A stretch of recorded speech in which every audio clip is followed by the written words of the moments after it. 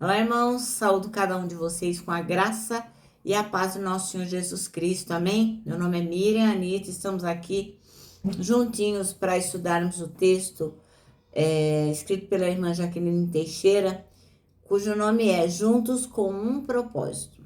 Esse texto foi escrito para o Manancial, que é um devocional diário produzido pela União Feminina Missionária Batista do Brasil, que oferece meditações baseadas na palavra de Deus, que é a Bíblia, e tem um devocional para cada dia do ano. A leitura do manancial individual ou em família, quando a gente estuda, né, o texto que vem nele, a gente acaba sendo inspirado, exortado e edificado.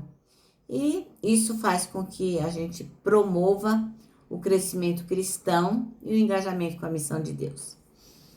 Como eu sempre digo, eu não escrevi o texto, nem ajudei a irmã Jaqueline Teixeira a escrever. Então, o que eu vou fazer? Vou ler com os irmãos e contar aquilo que eu entendi, tá bom? Sempre lembrando que cada um vai tirar as suas próprias conclusões. Talvez aquilo que eu entendi não seja o mesmo que o irmão entendeu. Mas é importante que nós leiamos a Bíblia todo dia, a nossa porção bíblica, e meditemos sobre ela, tá bom? Então vamos orar? Senhor Jesus, o nosso texto chama-se Juntos com um Propósito. E é isso que nós precisamos, independente da religião, do nome da igreja, independente de qualquer coisa, nós temos que ter um só propósito. Que o Senhor nos ensine a permanecer nele e a te agradar. É em nome de Jesus que oramos. Amém. Bom, irmãos, então o texto da irmã Jaqueline Teixeira, Juntos com um Propósito, tem como referência o versículo 25, que diz: Não deixemos de reunirmos como igreja, segundo o costume de alguns, mas encorajemo-nos uns aos outros, ainda mais que vocês veem que se aproxima o dia. A leitura bíblica está no verso 22 a 25 de Hebreus 10. Então vamos lá, 22 a 25 do livro de Hebreus, capítulo 10. Portanto, acheguemo-nos a Deus com um coração sincero, com absoluta certeza da fé, tendo os corações aspergidos para nos purificar de uma consciência culpada e os nossos corpos lavados com água pura. Sem duvidar, mantenhamos inabalável a confissão de nossa esperança, portanto, quem fez a promessa é fiel. E consideremos uns aos outros para nos encorajarmos às manifestações de amor fraternal e às boas obras. Não abandonemos a tradição de nos reunirmos como igreja, segundo o procedimento de alguns, mas pelo contrário, motivemo-nos uns aos outros, tanto mais quanto vedes que o dia está se aproximando. Esse é o versículo-chave, né? Então, irmãos, se você frequenta uma igreja, se você está envolvida com os trabalhos dessa igreja, se você vai às reuniões, aos cultos, você sabe, como eu sei, como todo mundo que está envolvido com uma igreja local sabe, que às vezes a gente se aborrece por demais, né? A gente tem dificuldade de se relacionar com o irmão, a gente tem dificuldade de lidar com as diferenças, e aí a gente muitas vezes é tentada a dizer: não vou mais. Ah, eu não vou mais porque não vou mais naquele grupo, eu não vou mais na escola dominical, ou eu vou mudar de igreja, né? A gente tem esse desejo muitas vezes, e muitas vezes mudamos mesmo, não frequentamos mais ou mudamos de igreja, né? Mas o que a gente tem que lembrar é que não tem ninguém perfeitinho, né? Todos nós somos falhos e cada um tem uma personalidade, um jeito de agir, de entender, de falar. E a gente tem um jeito diferente de viver os desafios, os conflitos que se apresentam, né? Então, às vezes você até fala demais, pede perdão, mas aquele irmão não quer mais papo, fica uma situação difícil, enfim. Mas isso, irmãos, isso, irmã, não é um problema exclusivo da igreja, não, de forma alguma. Na nossa igreja ela é igual a todas as outras igrejas e é igual a qualquer lugar onde muitas pessoas se encontram que têm diferentes personalidades, as pessoas não são iguais. Então, muitas vezes, se não tiver realmente um amor, fica difícil para tolerar. Isso acontece desde que Jesus instituiu a igreja como um corpo, né? Lá no tempo do irmão Paulo, acontecia também. Lembra quando ele deu maior bronca lá na Evódia e na Sintique? Fala, vamos parar aí com essas brigaiadas, né? Falou diferente, mas é isso que ele queria dizer, né? Então, essas situações são relatadas também lá na época do irmão Paulo, e elas acontecem sempre. Mas uma coisa que a gente tem que ter em mente, abandonar a comunhão, isso aí não é uma opção. Não deveríamos nem pensar nisso. Porque quem serve ao Senhor Jesus sabe que não é opção deixar de congregar. Não.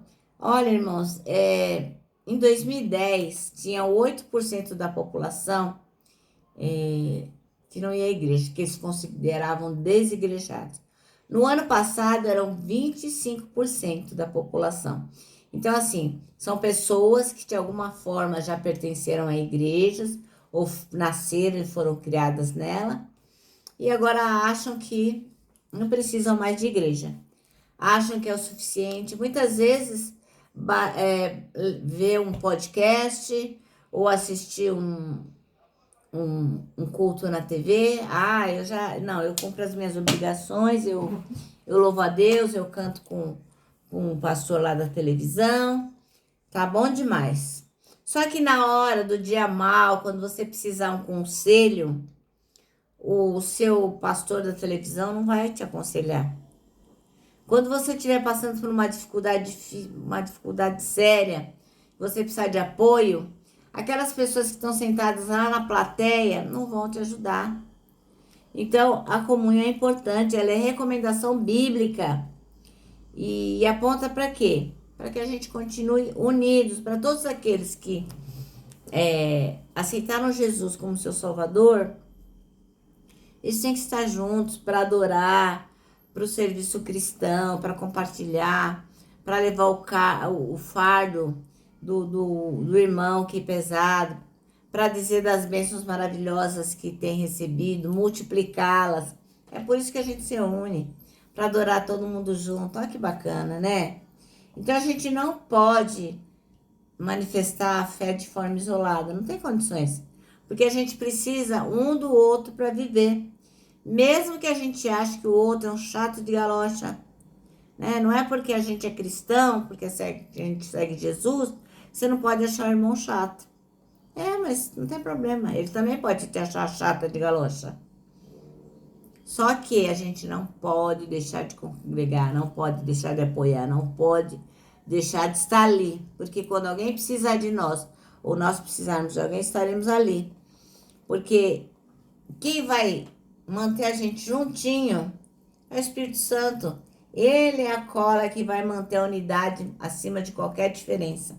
Então, se você não tem uma conexão bacana com Deus, você não dá conta mesmo, porque são pessoas totalmente diferentes que estão juntas, aí sai pau mesmo. Então, nós temos que entender da vontade de Deus que nós fiquemos juntos. E o Espírito Santo vai moldando cada um de nós. A gente está junto por uma única razão. Um dia, a gente foi salvo por Jesus Cristo. É por isso que a gente tem que ficar junto. É por isso, porque nós somos todos adotados na família de Deus. A gente permanece junto por um propósito, que é servir e espalhar o amor de Jesus Cristo pelo mundo. Não tem missão mais importante que essa. E é uma ordem que a gente cumpra essa missão de forma colaborativa, sem ficar reclamando, sem achar chato. Então, meu irmão, minha irmã, tenha paciência e persevere na comunhão. Não desista, não. Por mais difícil, por mais desafiador que seja, às vezes, estar na companhia de determinadas pessoas, nós temos que nos lembrar que nós também não somos nada fácil. Então, mesmo que tenha barreiras para a gente superar, fica ali firme, dá sua contribuição para a construção de um ambiente saudável e acolhedor. Então, vem o irmão lá contar uma coisa do outro, né, que crente não não fofoca, faz pedido de oração, né? Irmã, você não sabe, aí vamos orar pela fulana. Fulana fez isso, isso, isso. Então, ao invés da gente ficar repassando as coisas, vamos estar juntos, né? Cuidando uns dos outros, para que o ambiente se torne um ambiente bem legal. A igreja é projeto de Deus, não é bagunçado assim. Ah, eu não vou mais à igreja. Tá errado? Porque Deus projetou a igreja. Deus se sente alegre nela, nessa comunhão. Porque não tem lugar melhor para nossos filhos, nossos maridos, nossas esposas. Enfim, não tem lugar melhor para nossa família estar. Amém? Bom, o nosso manancial termina assim, ó. Ore por sua igreja local e seja uma bênção para seus irmãos. Bom, irmãos, agora eu termino, né? Deixando aqui meu abraço de urso, ó. Lembrando que para nós que sabemos que juntos a gente tem um propósito, que é o de servir ao Senhor, para nós o abraço vai dar super certo. E ele é necessário, um abraço comunitário. Tá bom, irmãos? Não esquece disso, não. E agora eu quero que vocês lembrem do versículo que estamos decorando, que é 1 Tessalonicenses 5:9, que diz: porque Deus não nos destinou para a ira, mas para recebermos a salvação por meio de nosso Senhor Jesus Cristo. Amém? Bom, mas agora sim, agora eu me despeço com a frase do ano, né? Aquela que nós vamos repetir o ano inteiro, que diz assim, ó: não tema, Deus já está lá.